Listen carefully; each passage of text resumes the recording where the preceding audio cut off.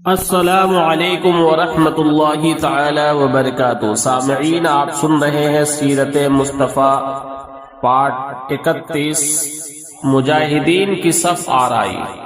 17 رمضان 6 ہجری جمعہ کے دن حضور صلی اللہ تعالی علیہ وسلم نے مجاہدین اسلام کو صف بندی کا حکم دیا۔ دست مبارک میں ایک چھڑی تھی، اس کے اشارے سے آپ صلی اللہ تعالی علیہ وسلم صفے درست فرما رہے تھے کہ کوئی شخص آگے پیچھے نہ رہنے پائے، اور یہ حکم فرما دیا کہ بذکر الہی کہ کوئی شخص کسی قسم کا کوئی شور گل نہ مچائے۔ عین ایسے وقت میں جنگ کا نقارہ بجنے والا ہی ہے، دو ایسے واقعات درپیش ہو گئے جو نہایت ہی عبرت خیز اور بہت زیادہ نصیحت آموز تھے۔ حضور صلی اللہ علیہ وسلم اپنی چھڑی کے اشارے سے صفیں سیدھی فرما رہے تھے کہ آپ نے دیکھا کہ حضرت سودا انصاری رضی اللہ تعالی عنہ کا پیٹ سب سے کچھ آگے نکلا ہوا تھا۔ آپ نے اپنی چھڑی سے ان کے پیٹ پر ایک کوچا دے کر فرمایا کہ اس طویہ سواد، اے سودا سیدھے کھڑے ہو جاؤ۔ حضرت سودا رضی اللہ تعالی عنہ نے کہا، یا رسول اللہ، آپ نے میرے شکم پر چھڑی ماری ہے، مجھے آپ سے اس کا قصاص بدلہ لینا ہے۔ یہ سن کر آپ صلی اللہ علیہ وسلم نے اپنا پیرہن شریف اٹھا کر فرمایا کہ اے سودا، لو میرا شکم حاضر ہے، تم اس پر چھڑی مار کر مجھ سے اپنا قصاص لے لو۔ حضرت سودا رضی اللہ تعالی عنہ نے دوڑ کر آپ کے شکم مبارک کو چوم لیا، اور پھر نہایت ہی والہانہ انداز میں انتہائی گرم جوشی کے ساتھ آپ کے جسم اقدس سے لپٹ گئے۔ آپ صلی اللہ علیہ وسلم نے ارشاد فرمایا کہ اے سودا، تم نے ایسا کیوں کیا؟ عرض کیا کہ یا رسول اللہ صلی اللہ علیہ وسلم، میں اس وقت جنگ کی صف میں اپنا سر ہتھیلی پر رکھ کر کھڑا ہوں، شاید موت کا وقت آ گیا ہو۔ اس وقت میرے دل میں اس تمنا نے جوش مارا کہ کاش مرتے وقت میرا بدن آپ کے جسم اطہر سے چھو جائے۔ یہ سن کر حضور صلی اللہ علیہ وسلم نے حضرت سودا رضی اللہ تعالی حضرت سواد رضی اللہ تعالی عنہ کے اس جذبہ محبت کی قدر فرماتے ہوئے ان کے لیے خیر و برکت کی دعا فرمائی، اور حضرت سواد رضی اللہ تعالی عنہ نے دربار رسالت میں معذرت کرتے ہوئے اپنا قصاص معاف کر دیا، اور تمام صحابہ کرام حضرت سواد رضی اللہ تعالی عنہ کی اس عاشقانہ ادا کو حیرت سے دیکھتے ہوئے ان کا منہ تکتے رہ گئے۔ اتفاق سے حضرت حذیفہ بن علیمان اور حضرت حسین رضی اللہ تعالی عنہما، یہ دونوں صحابی کہیں سے آ رہے تھے۔ راستہ میں کفار نے ان دونوں کو روکا کہ تم دونوں بدر کے میدان میں حضرت محمد صلی اللہ علیہ وسلم کی مدد کرنے کے لیے جا رہے ہو۔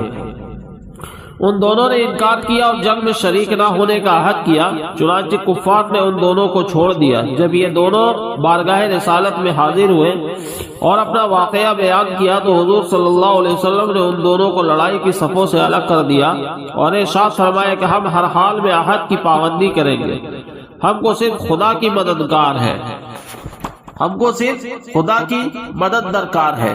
ناظرین اکرام، غور کیجئے، دنیا جانتی ہے کہ جنگ کے موقع پر خصوصاً ایسی صورت میں جبکہ دشمنوں کے عظیم الشان لشکر کا مقابلہ ہو، ایک ایک سپاہی کتنا قیمتی ہوتا ہے، مگر تاجدار دو عالم صلی اللہ علیہ وسلم نے اپنی کمزور فوج کو دو بہادر اور جانباز مجاہدوں سے محروم رکھنا پسند فرمایا، مگر کوئی مسلمان کسی کافر سے بھی بدعہدی اور وعدہ خلافی کرے اس کو گوارا نہیں فرمایا۔ اللہ اکبر۔ اے اقوام عالم کے بادشاہوں، اللہ مجھے بتاؤ، للہ مجھے بتاؤ کہ کیا تمہاری تاریخ زندگی کے بڑے بڑے دفتروں میں کوئی ایسا چمکتا ہوا ورق بھی ہے؟ اے چاند و سورج کے دوربین نگاہوں، تم خدا کے لیے بتاؤ، کیا تمہاری آنکھوں نے بھی کبھی صفحہ ہستی پر پابندی عہد کی؟ کوئی ایسی مثال دیکھی ہے؟ خدا کی قسم مجھے یقین ہے کہ تم اس کے جواب میں نہیں کہ سوا کچھ بھی نہیں کہہ سکتے۔ دونوں لشکر آمنے سامنے۔ اب وقت ہے کہ میدان بدر میں حق و باطل کی دونوں صفیں ایک دوسرے کے سامنے کھڑی ہے۔ قرآن اعلان کر رہا ہے، قد كان لكم آية في فئتين التقطا فئة تقاتل في سبيل الله وأخرى كافرة، جو لوگ باہم لڑے ان میں تمہارے لیے عبرت کا نشان ہے، ایک خدا کی راہ میں لڑ رہا تھا اور دوسرا منکر خدا تھا۔ حضور صلی اللہ تعالی علیہ وسلم مجاہدین اسلام کی سب بندی سے فارغ ہو کر مجاہدین کی قرار داد کے مطابق اپنے اس چھپر میں تشریف لے گئے جس کو صحابہ کرام نے آپ کی نشت کے لیے بنا رکھا تھا۔ اب اس چھپر کی حفاظت کا سوال بے حد اہم تھا، کیونکہ کفار قریش کے حملوں کا اصل نشانہ حضور تاجدار دو عالم صلی اللہ علیہ وسلم ہی کی ذات تھی۔ کسی کی ہمت نہیں پڑتی تھی کہ اس چھپر کا پہرا دے دے، لیکن اس موقع پر بھی آپ صلی اللہ علیہ وسلم کی یار غار حضرت صدیق باوقار رضی اللہ تعالی عنہ ہی کی قسمت میں یہ سعادت لکھی تھی کہ وہ ننگی تلوار لے کر اس جھوپڑی کے پاس ڈٹے رہے اور حضرت سعد بن معاذ رضی اللہ تعالی عنہ بچت انصاریوں کے ساتھ اس چھپر کے گرد پہرا دے رہے تھے۔ دعائے نبوی حضور سرور عالم صلی اللہ علیہ وسلم اس نازک گھڑی میں جناب باری سے لو لگائے گریہ بیزاری کے ساتھ کھڑے ہو کر ہاتھ پھیلائے یہ دعا مانگ رہے تھے کہ اے خداوند تو نے مجھ سے جو وعدہ فرمایا ہے آج اسے پورا فرما دے۔ آپ پر اس قدر رقت اور محویت طاری تھی کہ جوش گریہ میں چادر مبارک دوش انور سے گر پڑی تھی، مگر آپ کو خبر نہیں ہوئی تھی۔ کبھی آپ سجدہ میں سر رکھ کر اس طرح دعا مانگتے کہ الہی اگر یہ چند نفوس ہلاک ہو گئے تو پھر قیامت تک روئے زمین پر تیری عبادت کرنے والا نہ رہیں گے۔ حضرت ابو بکر صدیق رضی اللہ تعالی عنہ آپ کے یار غار تھے۔ آپ کو اس طرح بے قرار دیکھ کر ان کے دل کا سکون و قرار جاتا رہا اور ان پر رقت طاری ہو گئی، اور انہوں نے چادر مبارک کو اٹھا کر آپ کے مقدس کندھے پر ڈال دی اور آپ کا دست مبارک تھام کر بھرائی ہوئی آواز میں بڑے ادب کے ساتھ عرض کیا، حضور اب بس کیجئے، خدا ضرور اپنا وعدہ پورا فرمائے گا۔ اپنے یار غار صدیق جانثار کے بات مان کر آپ صلی اللہ علیہ وسلم نے دعا ختم کر دی اور آپ کی زبان مبارک پر اس آیت کا ورد جاری ہو گیا، سَيَحْزَبُ الْجَمْعُ وَيُوَلَّوْنَ الْمُدَبِّرَ، القریب کفار کی فوج کو شکست دے دی جائے گی اور وہ پیٹ پھیر کر بھاگ جائیں گے۔ آپ اس آیت کو بار بار پڑھتے رہے جس میں فتح مبین کی بشارت کی طرح اشارہ تھا۔ جنگ کی ابتدا اس طرح ہوئی کہ سب سے پہلے عامر بن الحضرمی جو اپنے مقتول بھائی عمر بن الحضرمی کے خون کا بدلہ لینے کے لیے بے قرار تھا، جنگ کے لیے آگے بڑھا۔ اس کے مقابلہ کے لیے حضرت عمر رضی اللہ تعالی عنہ کے غلام حضرت مہجع رضی اللہ تعالی عنہ میدان میں نکلے اور لڑتے ہوئے شہادت سے سرفراز ہو گئے۔ پھر حضرت حارثہ بن سراقہ انصاری رضی اللہ تعالی عنہ حوض سے پانی پی رہے تھے کہ ناگہاں ان کو کفار کا ایک تیر لگا اور وہ شہید ہو گئے۔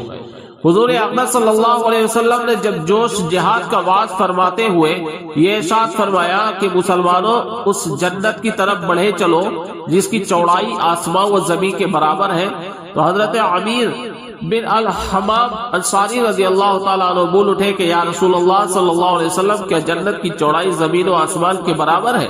ارشاد فرمایا کہ ہاں۔ یہ سن کر حضرت امیر رضی اللہ تعالیٰ عنہ نے کہا واہ واہ۔ آپ نے دریافت فرمایا کہ کیوں ہے امیر تم نے واہ واہ کس لیے کہا؟ عرض کیا یا رسول اللہ صلی اللہ علیہ وسلم فقط اس امید پر کہ میں بھی جنت میں داخل ہو جاؤں۔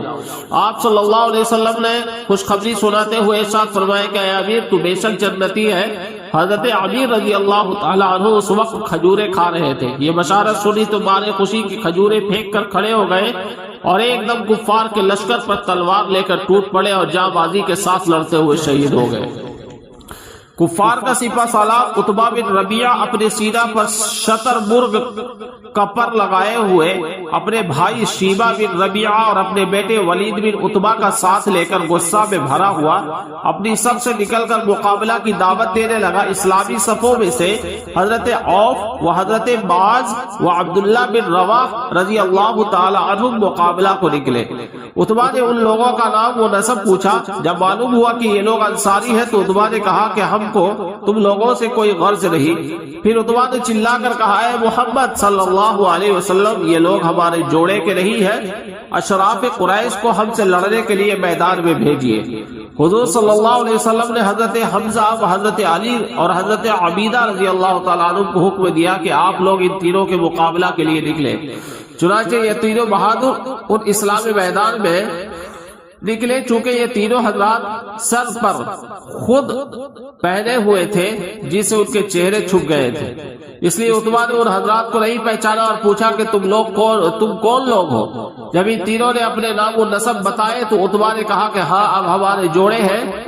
جب ان لوگوں نے جنگ شروع ہوئی تو حضرت حمزہ و حضرت علی اور حضرت عبیدہ رضی اللہ تعالی عنہم نے اپنی ایمانی شجاعت کا ایسا مظاہرہ کیا کہ بدر کی زمین دہل گئی اور کفار کے دل تھرا گئے، اور ان کے جنگ کا انجام یہ ہوا کہ حضرت حمزہ رضی اللہ تعالی عنہ نے عتبہ کا مقابلہ کیا۔ دونوں انتہائی بہادری کے ساتھ لڑتے رہے، تو دونوں انتہائی بہادری کے ساتھ لڑ رہے تھے، مگر آخرکار حضرت حمزہ رضی اللہ تعالیٰ عنہ نے اپنی تلوار کے وار سے مار مار کر عتبہ کو زمین پر ڈھیر کر دیا۔ ولید نے حضرت علی رضی اللہ تعالیٰ عنہ سے جنگ کی، دونوں نے ایک دوسرے پر بڑھ بڑھ کر قاتلانہ حملہ کیا اور خود خوب لڑے، لیکن اسد اللہ الغالب کے ذوالفقار نے ولید کو مار گرایا اور وہ ذلت کے ساتھ قتل ہو گیا۔ مگر عتبہ کے بھائی شیبہ نے حضرت عبیدہ رضی اللہ تعالی عنہ کو اس طرح زخمی کر دیا کہ وہ دونوں زخموں کے تاب نہ لا کر زمین پر بیٹھ گئے۔ یہ منظر دیکھ کر حضرت علی رضی اللہ تعالی عنہ جھپٹے اور آگے بڑھ کر شیبہ کو قتل کر دیا، اور حضرت عبیدہ رضی اللہ تعالیٰ عنہ کو اپنے کندھے پر اٹھا کر بارگاہ رسالت میں لائے۔ ان کی پنڈلی ٹوٹ کر چور چور ہو گئی تھی اور نلی کا گودا بہ رہا تھا۔ اس حالت میں عرض کیا یا رسول اللہ صلی اللہ علیہ وسلم کیا میں شہادت سے محروم رہا؟ ارشاد فرمائے کہ نہیں، ہرگز نہیں، بلکہ تم شہادت سے سرفراز ہو۔ اور حضرت عبیدہ رضی اللہ تعالی عنہ نے کہا یا رسول اللہ صلی اللہ علیہ وسلم اگر آج میرے اور آپ کے چچا ابو طالب زندہ ہوتے تو وہ مان لیتے کہ ان کے اس شعار کا مقاصد میں ہوں، یعنی ہم محمد صلی اللہ علیہ وسلم کو اس وقت تک دشمنوں کے حوالہ کریں گے جب ہم ان کے گرد لڑ لڑ کر پچھاڑ دیے جائیں گے اور ہم اپنے بیٹوں اور بیویوں کو بھول جائیں گے۔ وما علینا الا البلاغ۔